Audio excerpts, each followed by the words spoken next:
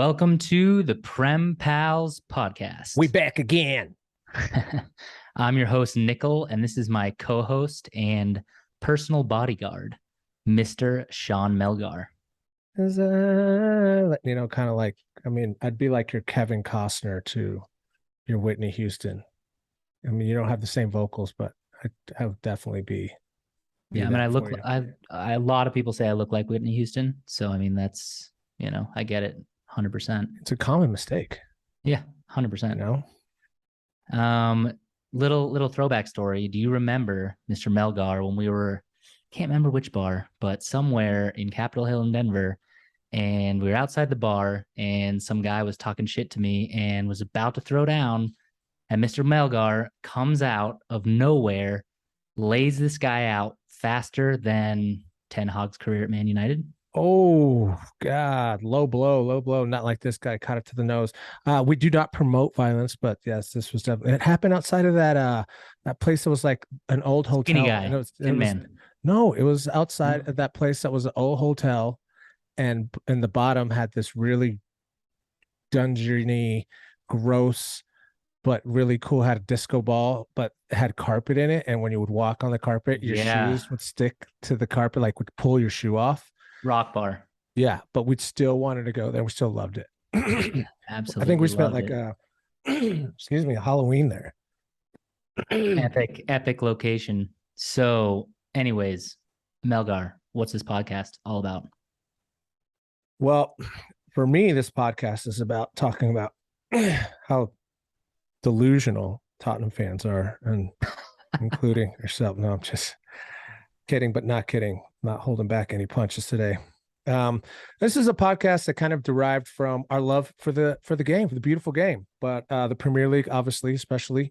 When we first met, we had common interests in all sorts of things, guy-wise, including where we worked, the Bury, at a Vine Street Pub in Bury. I love that place. And eventually that snowballed into a genuine friendship that's lasted now. I mean, when was that? 2011. So over a decade. Another lifetime. Yeah. I'm good friends, not only with you, but your entire family. Hey, Mom. All the rest of them.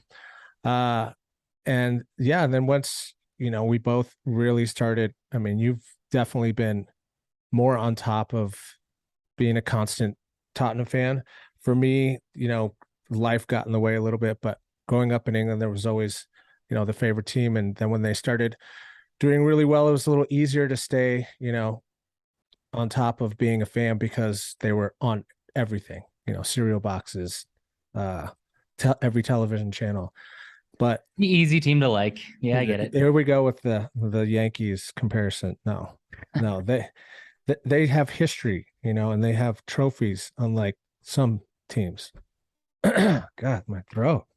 Fair enough, man. What do you got on there, man? Well, what you wearing right now? It looks like a pretty slick. All right. I mean, definitely the throwback. I was feeling the throwback today. Let's get up there. So this was the away kit from 90 to 93, because back in the day, you could have a kit for, a few years. And there were some that were just a year, and there were some that lasted a few years. Obviously, one of my favorites, it has Beckham on the back. Absolute legend to this day. Still love seeing him and in the legacy games and stuff like that, the Legends games. But class of 92, if you don't know that story, I mean, look it up. We don't even have enough documentary. Time. Yeah, it's great. It's one of the few times that you see the academy. And to let people know, the academy Sir Alex Ferguson wasn't just like, oh, look at all these 7 amazing players, they're just going to go start for the first team. They had to integrate, just like we got lucky. And they were just taught, like, he had his toes in both, and he was really heavily involved with that. But seeing it all come to fruition, you go on and watch these 10, 11, 12 players, and there a couple that joined from outside that we brought in to help round the edges. You saw their careers go all the way through, the Fantastics of 99, Solskjaer, Mark. Most of them made it, some didn't, but a lot of them are pundits to this day. Yeah. So Film they do level is carry the some most weight, and annoying so thing does ever. this shirt. So yeah, and we try to replicate it a little bit last year with our away kit, which I really like. I've got the Sancho one of that, and I will eventually bring that out. What about you? What you wearing? Green Next, Tottenham Garbs. kit from 2 years ago. Name on the Welcome, Matt. back is, I would argue, the most explosive player to ever wear the Spurs shirt. Who is that, Mr. Berbatov. Melgar? Berbatov. That is my Matic. favorite.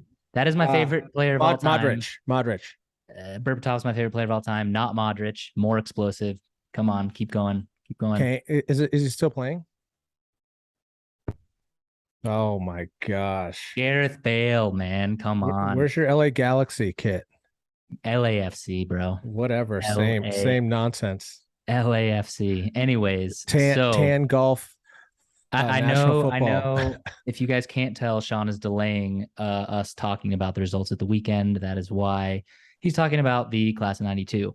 But let's get into the weekend. Let's start with Battle of the Bridge 2.0. This game, I mean, whether if you're a Chelsea fan, it might have been the worst game you've ever seen. If you're a Tottenham fan, a 96th minute draw goal from a Harry Kane header, absolutely incredible. Both managers got red cards. I mean, this game had fucking everything from a entertainment standpoint. As a third party there, Mr. Melgar, who didn't have any emotion or skin in the game, what did you think of this Well, absolute of course battle? I had skin in the game. When you think You wanted to about draw. the, well, yeah, when I called this, if we go back to last week's recordings, I called this 2-2 draw that you laughed at and that I knew was coming. But I was really, I mean, you're obviously, so we're not going head to head with Chelsea these days. And when we do have like years where towards the end of the season we're battling for third and fourth, it's kind of like, man, Chelsea, whatever, bought their success just like most. But with Tottenham, I it's like mean, you you guys guys have a aren't real shot really. at the top four. So for us, it's like we don't want you to win based on that. It's like we can't let you succeed where we're not doing well. And it's not because you're a bigger club. It's because you're a better club at the moment. I heard some other people You say, heard it. You heard it here. and Tottenham are a bigger and better club than Man United. no, I And didn't also, say if you're you're bigger. I considering said Chelsea and Tottenham you're better. rivals, You're man, better right now. But I think Nottingham Forest, Everton, those are more your rivals for this season. But we'll get into that in a little bit. Let's talk little bit more about this game. I mean, Cuti Romero, this is something we need to talk about. He was the villain, absolutely. Also, yeah, ironically, man of the match, ripping Cucurella down by his his hair hair. in front of Anthony Taylor during the corner kick Anthony that Taylor was your best won. player for sure. Yeah, I mean, No, Chelsea there was fans like are the three calls. It saltiest. wasn't just that call. There was quite a few calls. There was some like fouls in the corner there when there was some time wasting going on, and and for me, like you said, it's I don't have a ton of skin in the game, but when you see a play like that go against a team that eventually leads to an equalizer, you're kind of like, dang, that could happen to us, and we don't have that luxury right now. If we Yeah. tie a game, we're we're going further down, and you can't go much further than 20th right now. Yeah, I mean, luck and calls go either way. That's just the nature of the Premier League. Yeah, And a lot of goes people your are way, goes your complaining way. about the first goal that was scored and saying Bentancur committed a foul. Now, first of all, watch that again in slow motion. Bentancur got the ball all day long. I don't think it was a foul at all. Second of all, there was a run of play afterward. Chelsea had possession. I mean, come on, it's salty.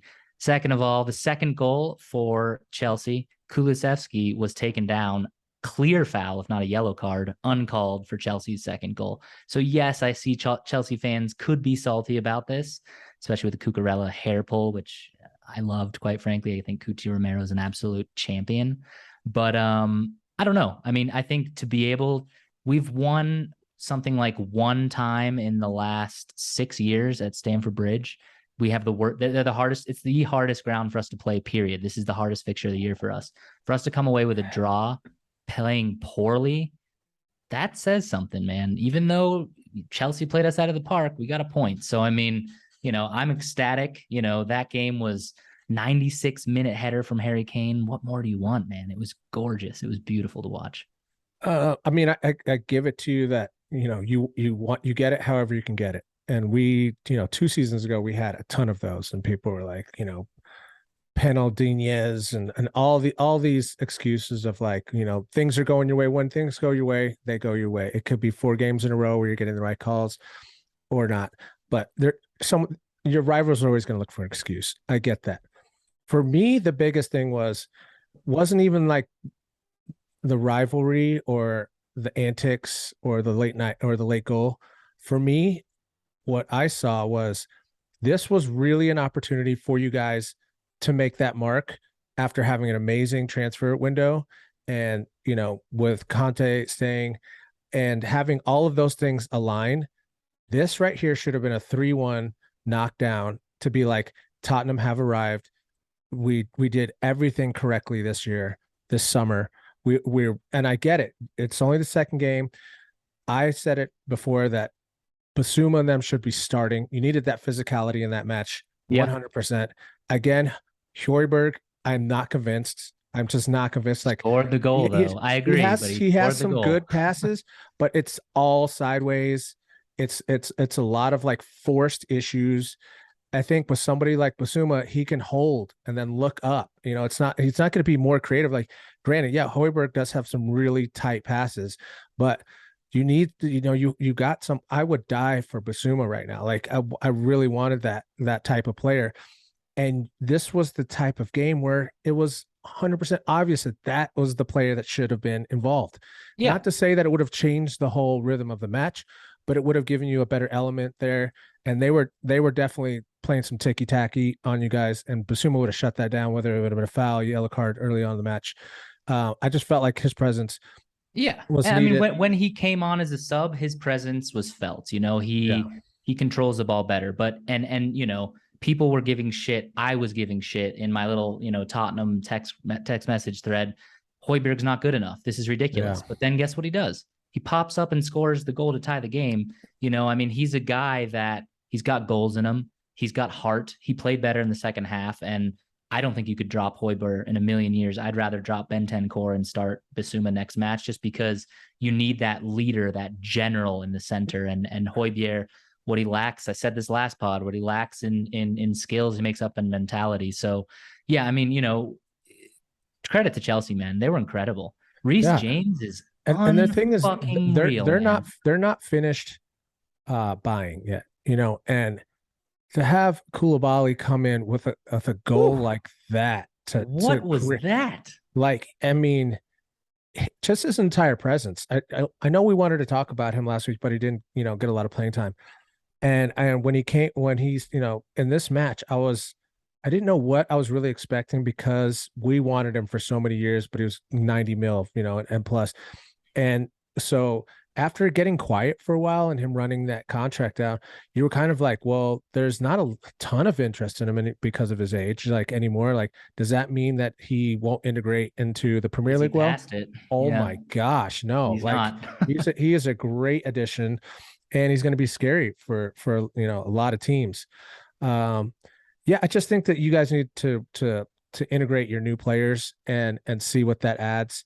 Like I said, I'm really waiting on that guy Spence to come up the wings. I think that he's got, the good mentality coming from Nottingham Forest, and he'll add some spice to it. I wonder if Conte is just waiting for the right moment to, play that card. Yeah, I mean, he wasn't even on the bench this game, but I mean, Richarlison came on late. He has energy. He's kind of like Romero in that he's got some spite. I dig it. He brought a presence. He brought some speed when he came on. We talked about Basuma. Perisic, man. I could see Perisic starting next match because Sessegnon wasn't that great. Perisic. That was going to be my next. Just like, he had a great first match, and then he was just kind of all over the place in here, and it kind of got a little bit wild. Man. Yeah. Whew. I mean, we had. I love Christian Eriksen, and I hope that he does wonders for you. But he could not beat the first man on a corner kick. And it was like a running joke for years for us. And now Perisic, that guy can absolutely take a corner, as you saw in the absolute last second of the game for that winner. So, I mean, I come away from it. I agree. Like you said, let's stamp our presence, get a 3-1, let's beat Chelsea. But you also have to understand our history at Stamford Bridge is rubbish. And for And some but reason, that's my point. But that's my Chelsea point. brings it against us more than anyone. They were trash last week. Not trash, but they weren't great last week. And They they're were like I extremely said, good. they're not finished buying. They've got a lot No. to do. It's going to be really exciting to kind of see, not for us, but it's going to be exciting to see their last few buys because I think that they're holding off to make a couple of like big purchases. But for me, it shouldn't be like our history of the matches that because you guys are coming in with a dominant on paper new squad, and with Conte at the helm, that mentality should have been like, next, dude, we're moving up this year. Like we don't have time for this nonsense. Like let's go. Chelsea are like I said, they don't have all their players that they want. They're still hurting up front, even with Sterling and them. It's just something I felt that you guys were going to take advantage I of and mean, exploit.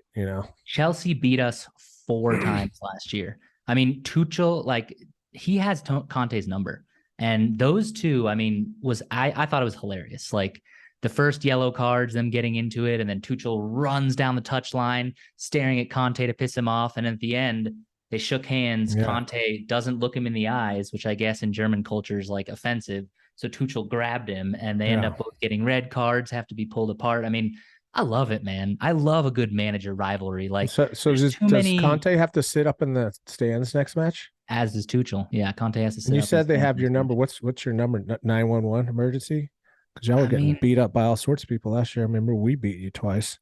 yeah, but he, Just saying, emergency. Call them up. the Champions League team versus the worst team in the Premier League, so it's a Get the bit different. stretcher out. But yeah, I mean, I'm excited for the new signings to get integrated. I think Cuti Romero. I'm a little worried that what he did is going to be seen by other referees now, and he's been like this for a while, and he tends to ride the line where he's a dark arts master. I would say he's one of the best defenders in the league in terms of physicality, speed, strength, positioning, and his ability to just dominate and really push on someone and get under their skin and force them to get a red card. So I'm kind of worried that this was a little bit of a message to the world, like Romero does this, so the next referee is going to take pride in like I'm the one that sent Romero off because he hasn't been sent off ever, I believe, in the Premier League. The There's fact quite that a he bit of hasn't even yellow been cards booked, flying around right now on a lot of matches with a lot of important players. It's moving pretty quickly, and we'll get to Liverpool scenario later. But I I saw think a that. lot of yellow cards flying around. But I mean, I know you're talking about the Nunez, headbutt and red card. A defender like Romero is going to tear him up because these type of guys who are hotheads and get easily riled up, Romero thrives in that. He loves that. He loves just to get under people's skin and do dirty things. And I can see why rival fans would hate the guy. I would hate him to be playing for Chelsea or Arsenal or anyone else, but you love him when he's in your squad. So no, I mean, I'm really not. I'm thrilled. Come on. I mean, 96th minute tie game against your toughest rival over the last 5 years. You can't be upset about that. Do I wish we played better? Yes. Am I worried? Not in the slightest. So yeah, And feel pretty Son confident where Min we are. Young absent again though. Like where Yeah. He doesn't he play well with his back to goal, man. And yeah, and to I be feel fair, like that they Chelsea were. defend well, I felt really like that they well. were there. You guys are playing him more of like a Fabinho, not Fabinho. Firmino, Yeah, Firmino. the Yeah, I Firmino. mean, Yeah, Firmino like false nine, like super false nine. I mean, he was Which I'm playing on like, the left wing, but like we were just, we couldn't get the ball up to Kane. We couldn't get the ball up to Kulusevski. Like they just tick-tocked around the midfield and they maintained possession for so long that we couldn't get the ball up to those guys. Kane had a horrible game. But the fact that Kane had a horrible game and then scores the game winner just goes to show that like he never lets up. He's always resilient. And like, our abilities weren't there, but our mentality was a lot. A Tottenham before Conte, even Pochettino's Tottenham probably would have been like, well, fuck, Chelsea has our number. We're not going to win this. So I think, man, it was such a good game to watch. It was so entertaining. It was exciting. I'm really not worried in the slightest. I think it was a great result. I would have taken a point before the game if you had asked me, to be honest. so with Chelsea though being not fully stocked, what do you think that their main force was against you guys? Like, what were your weak points that they were exposing that kept them? Because they had like what 75% possession there for a long time. I mean, it was that we were missing someone in the mold of Christian Eriksen, someone who can hold possession, dribble, and distribute. If you look at our defenders, Ben Core, he's more defensive. He's good in tight spaces, but he's not good at dribbling in large spaces. Højbjerg, same, more defensive. He can bring the ball up a bit, but he's not going to dribble someone. He's not going to open space for another player. Basuma's the same mold. If we're talking, does Tottenham need any more signings? No, I'm really happy with our window, but we're still missing a, James Madison or Christian Eriksen type central midfielder that can hold possession, that can dribble into space and open up space for another player.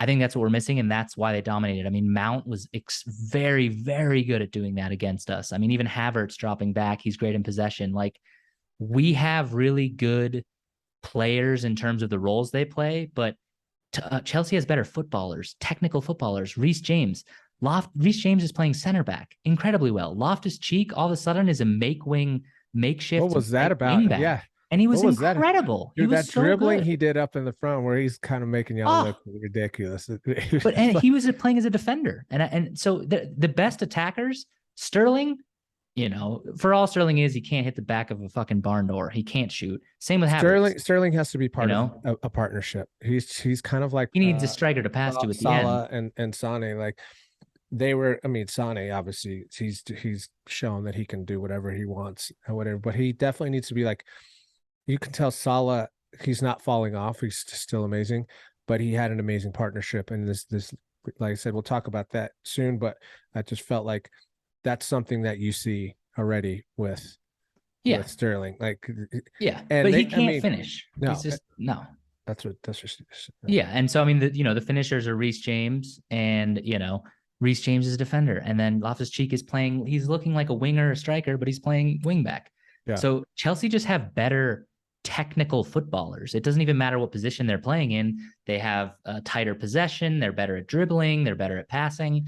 Tottenham's problem now is we don't really have anyone like Kane. Kane is a good passer, but he's playing up top. He likes to drop down to the center, long passes. But I would say that's what we're missing, and that's why Chelsea dominated us. We just didn't maintain possession in the midfield, and that was the biggest problem. And Chelsea have depth too. I mean, man. Was Pulisic even on the bench? He came on super late, I think. Okay. But I mean, I agree with you. Honestly, last week I was saying, Chelsea's not even going to get top four. After seeing the bones of this Chelsea team, if they can get a striker in, Havertz is not it. He's okay. He's a good squad player, and maybe he could turn into something, but he's not an out and out striker. If they could have brought in like a Nunez, I mean, they're talking about bringing in Aubameyang, maybe that might work for them, which would be disgusting. But that he was so annoying for Arsenal. Him. But he was also battling Arsenal themselves, so it's like that's why his personality was so annoying. But it changes with him. He's a footballer. It is what it is.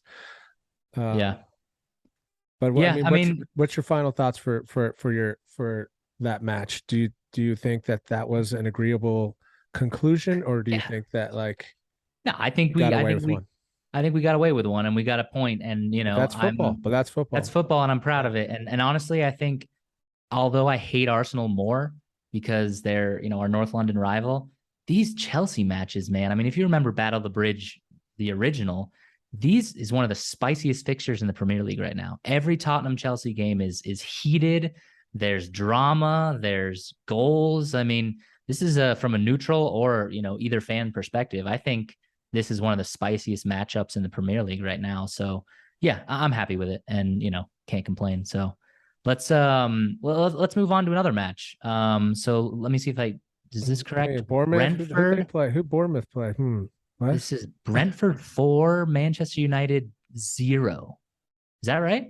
That's the goose egg. That's what happens when you go out there thinking that you're gonna play a certain way against a certain team, and just all button heads. It's a bunch of individual did you lackluster. Did I cry? No, I laughed my ass off. Kidding me?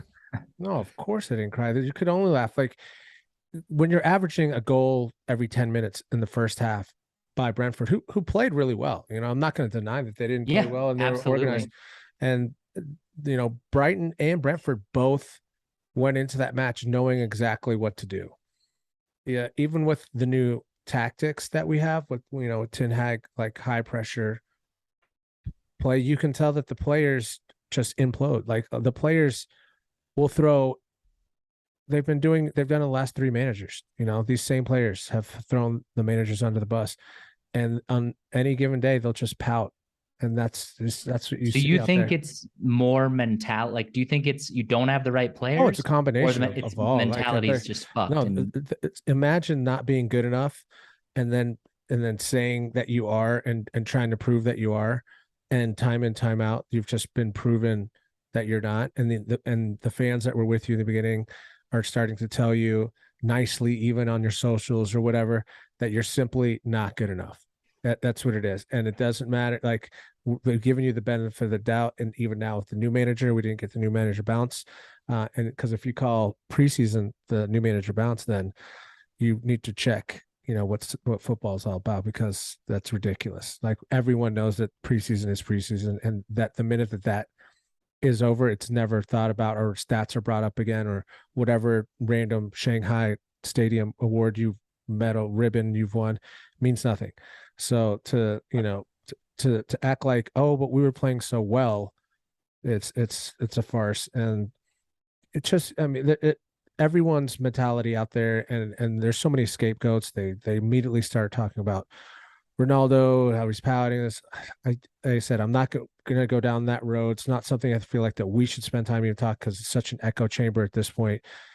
He's a professional football player that desires yeah, he'll Champions League turn it football, around, man. It's and Cristiano oh Ronaldo. yeah, but just to hear anything out in the media otherwise about his attitude and how he needs to do, or how he's a problem. He was the leading scorer for us last year, player of the year for us.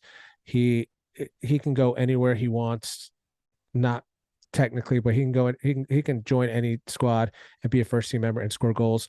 That's his job. So, Yeah, I mean, is there any bright spots of this? I mean, is there any players that you think are had an okay game, or is this all basically the mentality's wrong? You need to bring in some new talent. You need to give oh, Ten Hag time. I mean, is there any positives you can take from this? Because it was kind of a shocking result. I mean, Brentford beat United 4-0 once before, like in the 90s, I guess I was reading. So for them, it was the biggest result in the history of their club, and they just did it again. I mean, it's Brentford also lost Christian Eriksen to you guys, who was their best player. How do you think Christian Christian Eriksen Eriksen started felt? started off as like a number six for us, like a defensive mid or something, and then they moved him up front. I like Eriksen, but for us to be putting this much, not even pressure, but this much, just like, all right, you're gonna fix a lot of things because you're all we've got right now, is ridiculous. It just shows that we didn't have a plan B, D, C, any of that, backups. He wanted Frankie De Jong, still wants Frankie De Jong, and he's going after it. That's not going to solve our problems. It's it was it, there's so many holes and so many gaps and so many things that need to be addressed, that the first thing is, everyone's saying just strip the club to all the way down, like restart. But Yeah. some of them are investments and assets, hence Harry Maguire starting still to this point.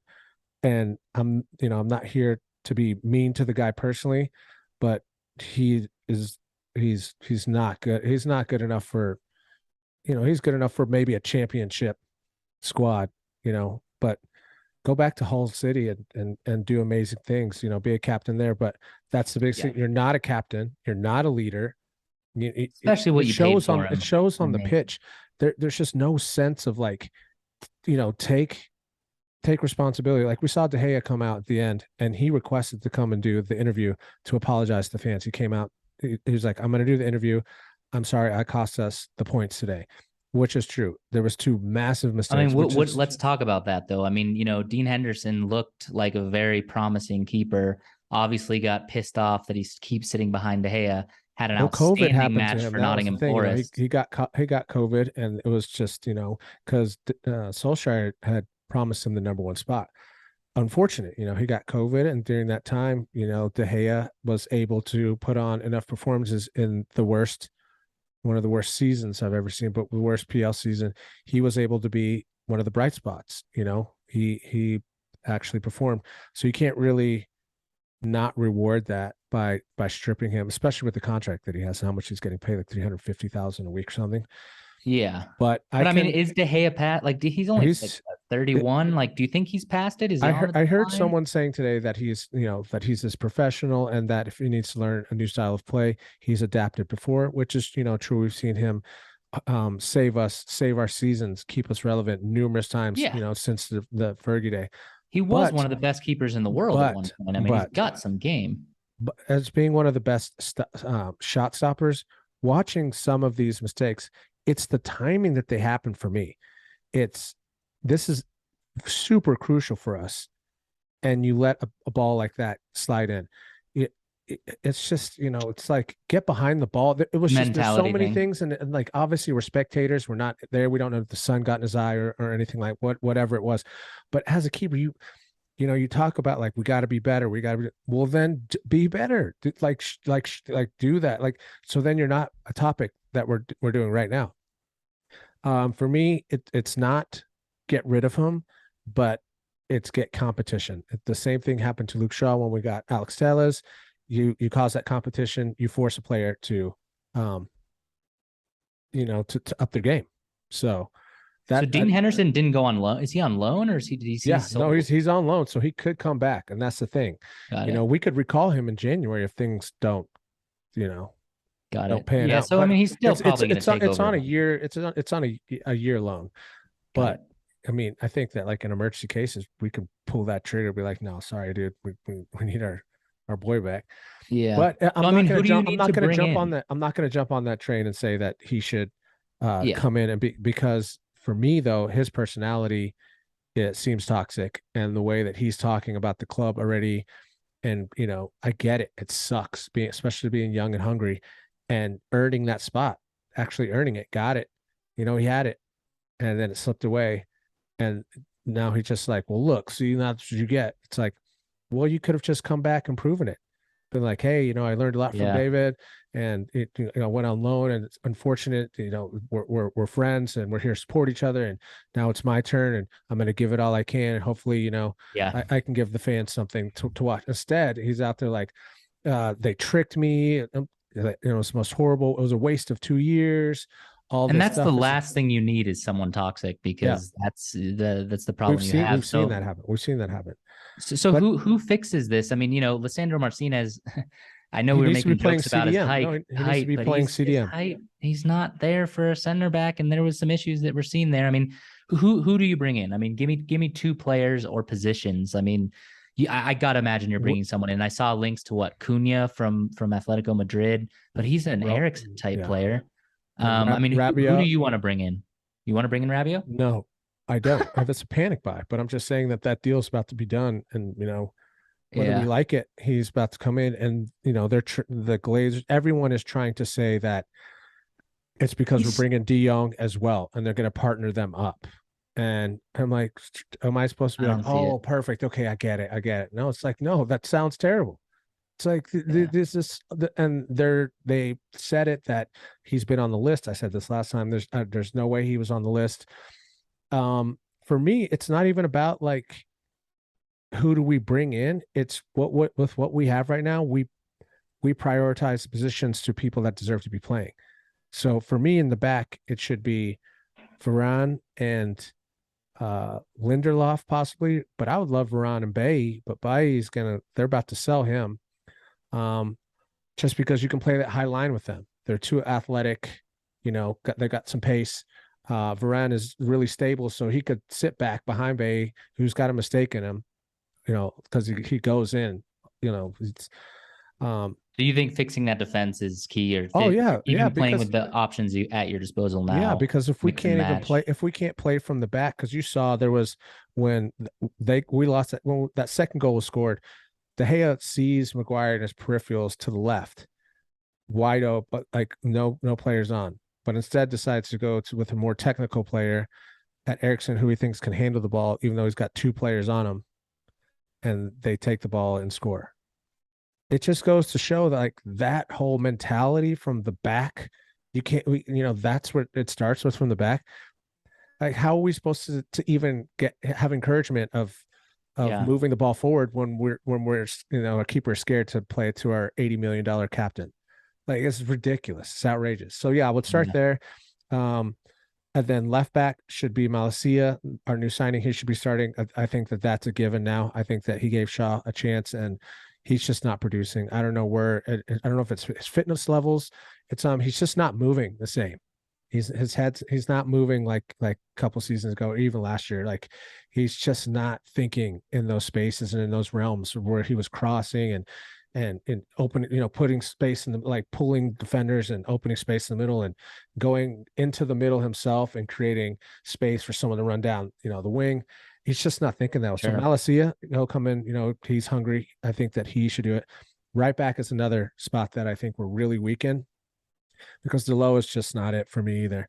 I said this last week, but that's something that I would look into buying, because Aaron Wan-Bissaka is New wing back. still on the bench for defensive reasons, which I think he will start against Liverpool, because I think they're just going to try and park the bus and minimize, Yeah, the I mean attack. let's talk about predictions in a second. But did you see Phil Neville and Carragher put together a list of all the signings that Man United's had since 2013, and they classified it into three categories: green, which was good signings; amber, which was okay; and red.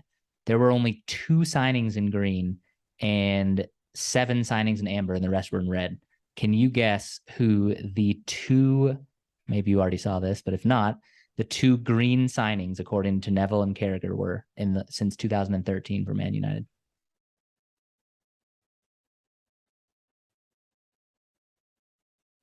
I feel like one of them is going to say Schweinsteiger or something, Mm-mm. something dumb.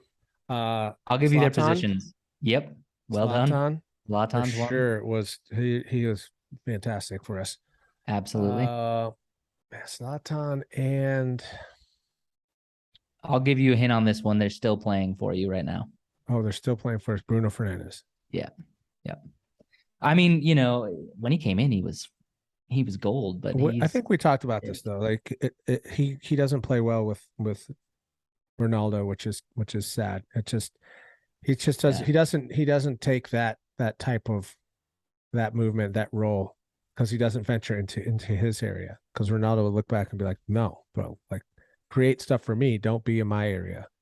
And a lot of the times, that's where, if you think about the goals and everything that Bruno was scoring back then, a lot of it was in that striker, like, because our strikers weren't scoring, and so we'd Yeah. have to be on the counter, and Bruno would be up there like goal time.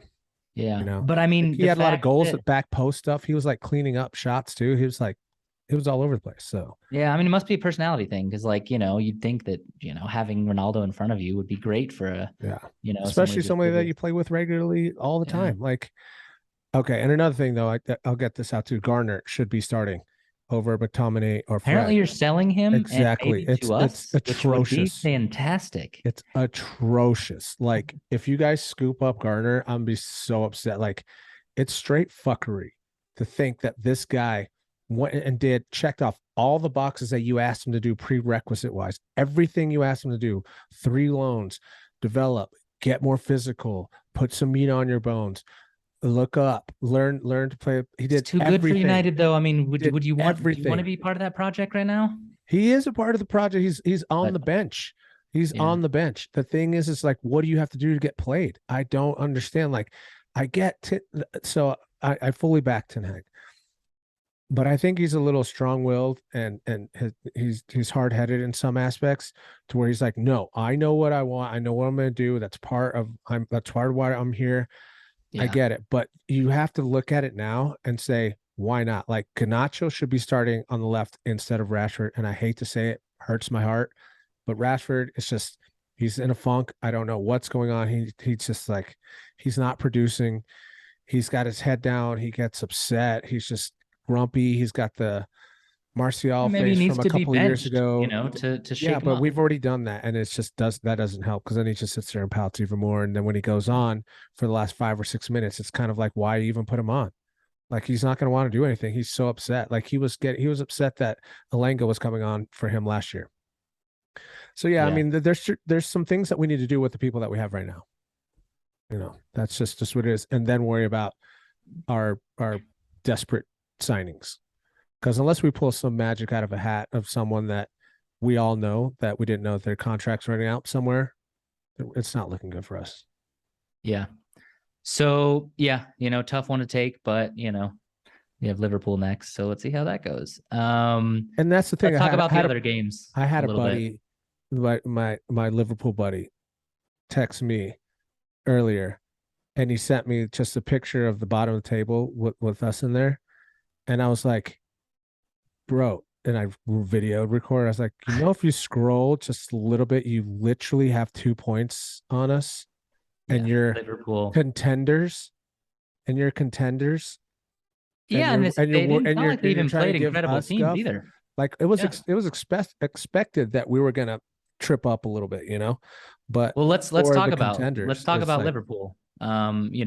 They Van Dyke is showing that he is not the greatest invincible. defender to ever play the game. I mean, he's having errors. He's not Yeah, looking like he was last season, even. I mean, he's having they are more missing errors. Is what it Mane. is. Mane's Yeah, tearing it up at Bayern. And Darwin Nunez, man, what an idiot. Did you see the headbutt? yeah, So I it did. wasn't like It at wasn't. first It he wasn't tried to like back a headbutt him and he yeah. missed. And Christian, I think Anderson, that Danish guy, Anderson, can't remember his first name, came up to be like, "What the fuck, dude? You tried to headbutt me." And then he headbutted him again. I mean, he's a moron like that. You can't do that in the Premier League, man. He tried to hit him with that French connection thing. What's his name did in the World Cup. What's his What's name? Don's bah. No, what's his name? Fucking that coached Real Madrid for forever. Why am I blanking right now? Zidane. The Zidane headbutt. Yeah. He tried to hit him with that.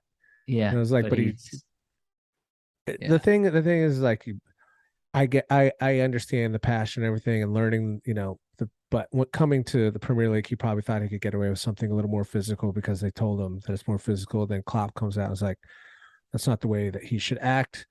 But behind closed door, he's but patting him on the butt like, no worries, it is what it is. Shake it off, you'll be fine. Yeah. Because But they're I mean, showing signs of slowing, positionally, man, and that it dude is makes me amazing though. happy. That Yeah. dude puts himself in the right place. Oh, of course, yeah. Like watching them just like not do as well and dominate as easily as they have been in past years is you keep thinking like, oh, here comes the old Liverpool. They're gonna, now that Crystal Palace have scored one, they're about to score 4 goals, and it just wasn't clicking. And to have No. Zaha put in a goal like that on, Yeah. on your main Breakaway. man, like, I mean, it wasn't even like there's any excuse for Van Dijk. It was you and him.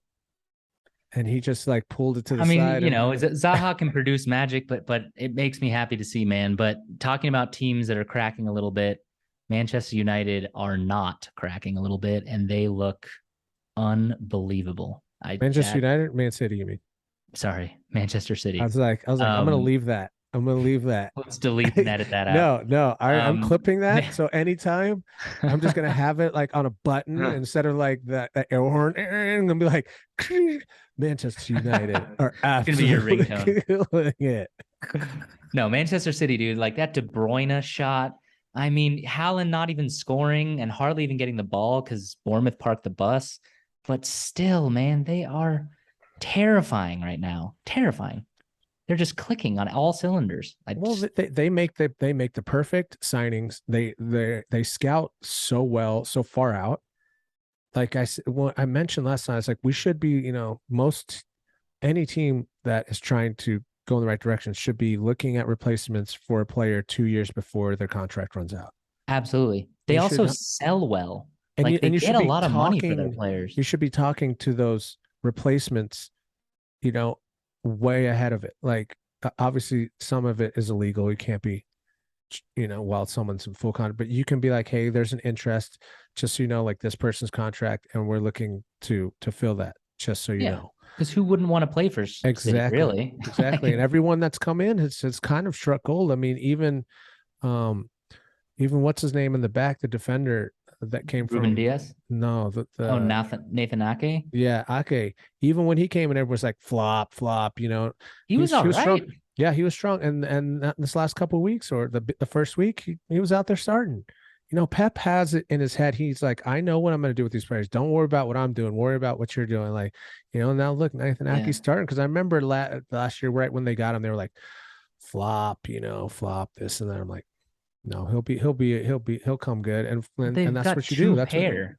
Yeah, I mean Nathanake and Stonesy paired together are great, and then you've got Laporte and Diaz who Yes, are yeah, also great. I mean, their wing. I mean, Kyle Walker was fantastic that game. Like their wingbacks, everyone on the pitch is amazing. Rodri's amazing. It's tough to find a weakness in that squad. I thought changing their playing style to having a true striker would affect them, but no, it's just given them open space because they have to double team Holland because he's an absolute Scandinavian monster. exactly. So yeah, man, they're They've just looking been good. polishing it up though. That's the thing. It's like Pep's always had a really good plan, and their recruitment's always been good. And then it doesn't hurt to have the money behind that too, to say, hey, we want this player, just go make it happen. They obviously want to come play for us. We've got Champions League, we've got everything you want, Yeah, and plus a package. Here you go. Like yeah, and I can say honestly, I remember those days. Like I remember days when of we could course. just fish out of that pond, and we now you see like what the chain what it looks like. The fall from grace when that type of hype is not around, and when as other teams catch up financially, with the fair play thing and all more oil people jumping into the game, we'll see teams like Newcastle and Aston Villa, start making bigger buys and rising up the table over the next 10 years. Yeah, I mean there are plenty of giants that fell, and I think you're less delusional than a lot of United fans that I know. But United was so good for so long that it seemed like it's a joke to even consider that. I'm not talking like getting relegated like Leeds, but like they may not see champion. You guys might not see championship for 4 or 5 years, and you just never know. But City are going up. I mean, let's finish out the top six. I mean, Arsenal. I hate how Yuck. well they're playing. They look silky. Gabriel Jesus is scoring all kinds of goals. They're Well, he clicking, just he man. just I needed hate that them, but they're spotlight. He clicking. just needed that spotlight. Yeah, but they're quick. They're silky. They pass well. It's disgusting, honestly, to see. I'm hoping they haven't had that much real competition yet, so we'll see when they face some big teams. I am But looking forward to you guys going head to head. I think that'll be an absolute banger of a match. me Uh, too. October 1st. I can't wait. Not too far out. Other than that, yeah, I think that kind of covers top six for week two. Let's just do before we wrap up here a quick score prediction. All right, you're gonna give me a score prediction for Spurs versus Wolves, and I'm gonna give you a score prediction for United versus Liverpool. So go ahead. What do you think? Spurs, Spurs Wolves. versus Wolves. Wolves are a struggle bus, bro. Like they're so boring to watch. It's so hard, and I get it. Like management is different, and they're playing better or just more consistent, but consistently boring. So I see Spurs beating them 3-1. Like I was saying, you guys should have done the Chelsea, but you didn't. I could see Spurs doing 3-1 or doing a All right. madness, even doing like a 4-1, over Wolves. But then again, like I said, you never know when that slip up happens. Because if you guys don't beat them 3-1 and you get another draw, you need to start asking some bigger questions of like with all the Yeah. signings and everything, like what's actually going on. Yeah. I'm pretty confident going into it. I think 3-1's a good prediction. I'm going to do you a solid, and I actually think that Liverpool are going to draw again. And it's going to be Liverpool is going to go into that match like United is technically the worst team in the league right now. Liverpool draw twice, but come on, they have an ego the size of Klopp, who's an absolute jackass, but he's an incredible manager. I think they're going to go in and think that they're just going to bend you over easily. I think that I mean, I hope on for your sake that that was a wake up call of like, holy shit, this is absolutely embarrassing, and we need to pick things up. I don't think you're going to all of a sudden turn on a dime and become Man United of old, but I could see a draw here, like a 1-1 draw, which I would be, super happy with. Yeah. So that's my prediction is 1-1. So I so have to yeah. give a two scenario though. If we change the lineup like a lot, and we sit down, we bench McGuire, which I really just don't see it happening, but we make some really tough calls and we change the lineup to something a little bit more agreeable and like they don't know what we're gonna do. I say we could pull that game out 3-2. Just shock the shit out of them. Because I that's the don't know thing. about that. They're gonna go in there after a 9-0 last season on aggregate against us. They're gonna go in there with that mentality of like, we don't have shit to worry about against these guys. Yeah, I And they're agree. gonna, and then we're gonna get a couple goals, and then they're gonna come back and put those goals right back on us. And then I think we get like some sort of lucky youngster or something own goal and win it. But Yeah, if but I mean, if Fred and McTominay start in midfield, we lose that game again 4-0, 4-1. yeah, McFred ain't gonna do it. I mean, No, and it's same. And if we Luis have the Diaz same though, he defense, like looks. yeah, we'll lose. We'll get destroyed by. But Diaz is not. Oh yeah, Diaz is. But Yeah, I we mean don't have to Nunez worry is about out, but Nunez. that But that leaves Firmino, and Salah and Diaz. I mean, on paper they're still a phenomenal team. They're showing cracks, but I think a draw would be a fantastic result for United, to be honest. yeah, and I could totally Um, see us going in there, parking the bus, and from minute one, even though Ten Hag would absolutely hate that. yeah, But and I'll tell you this too: if we line up with five in the back, that means that he rolled over on this one. Just so you know, like if our starting lineup is five yeah. in If the you don't back, go for it a little bit, you're never going to defend for 90 minutes. yeah, and Cristiano's gonna be so pissed. So Like with that pissed. line, he's gonna just be pouting the minute he goes out there. Like, Yeah, fuck it's this gonna noise. be it's gonna be an interesting season. Yeah, So yeah, that was episode 2, Prem Pals. It was a pleasure as always, Mr. two Melgar. dudes. Yes, yeah, it was a good one. It's And fun. we'll catch you guys next week. We're gonna keep rolling them out, so you guys keep watching, and we'll see you guys on the flip side when I'm right about all these predictions again. So until then, See about that. yeah, until then, we'll talk to you guys soon.